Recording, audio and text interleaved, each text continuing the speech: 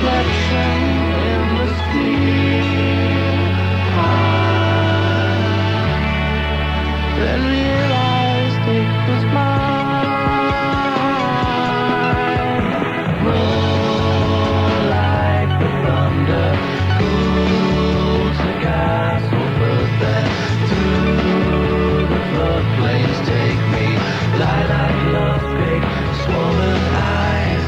Oh, air and colder lies may come and go, though time lasts forever. Luck was never on our side. Between here and now, when the sky hits the ground, in faded splendor eyes, saw your reflection in the steel eye. Then realized it was mine.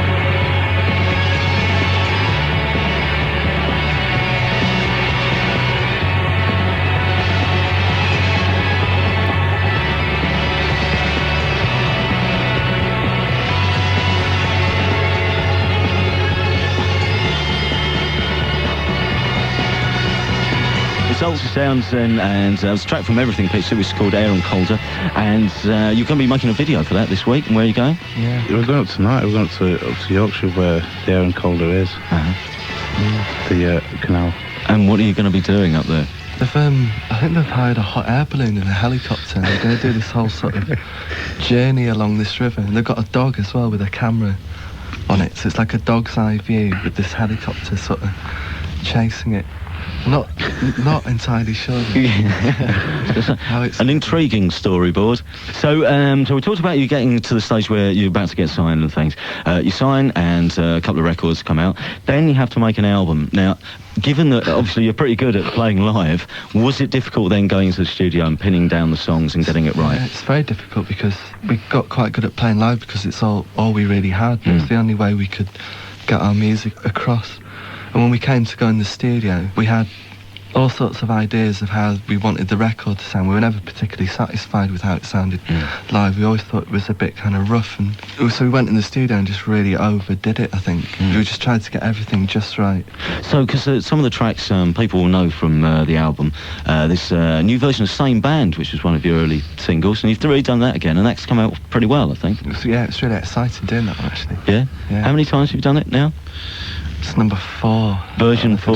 There's probably more. So you're going to carry on doing these songs till you get them right. Yeah, that's what we're saying. In your mind, is there a kind of key central track to it that everything hangs around? Is it the title track, which is obviously the big finale at the end? I think it probably is, really. Yeah. That's It all goes towards that. There's no more of a give. summing up of what the other tracks are all about. It all sort of comes together on the last one. The whole album sort of happens again on top of itself. Right. It's more like a sort of flashback kind of thing out of all this confusion. It sort of brings you back through it all again. And particular favourites?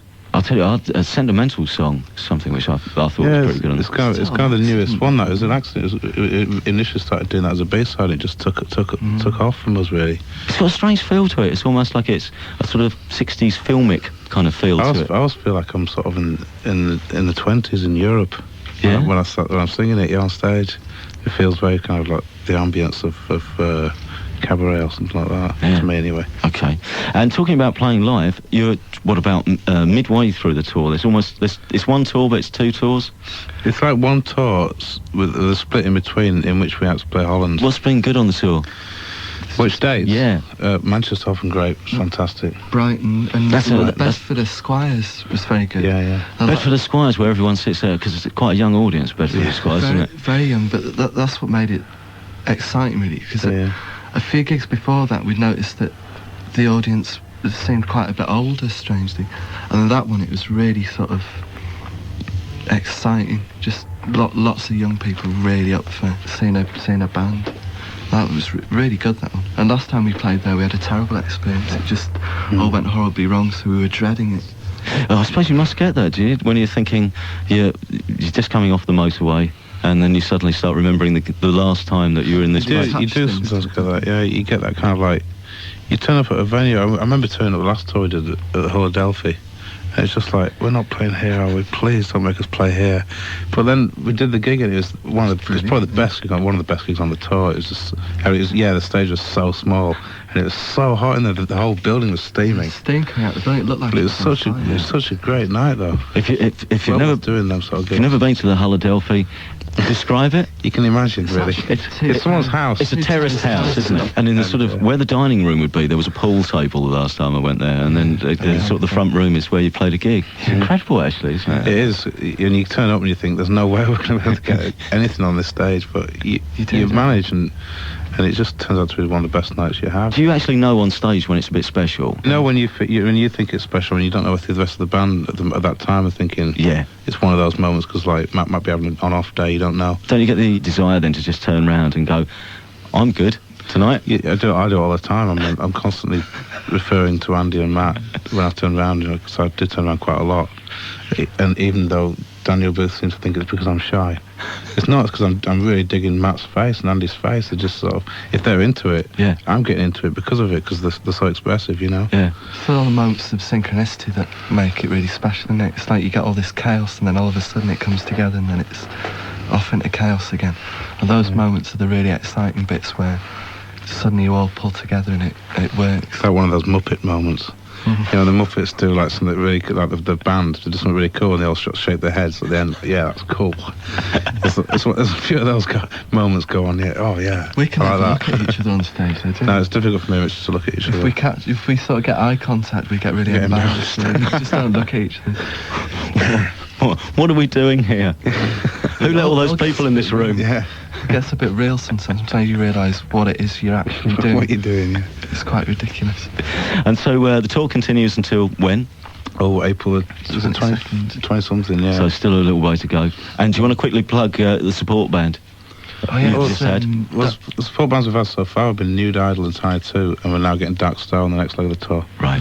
Okay, that's great. Dark Star are in session this week. Hear them later on tonight's programme. Thank you very much for coming in. Good luck with the rest of the tour, and the album's out 19th. 19th. Hey. Good luck. Just checking. It's Ultrasound on the evening session.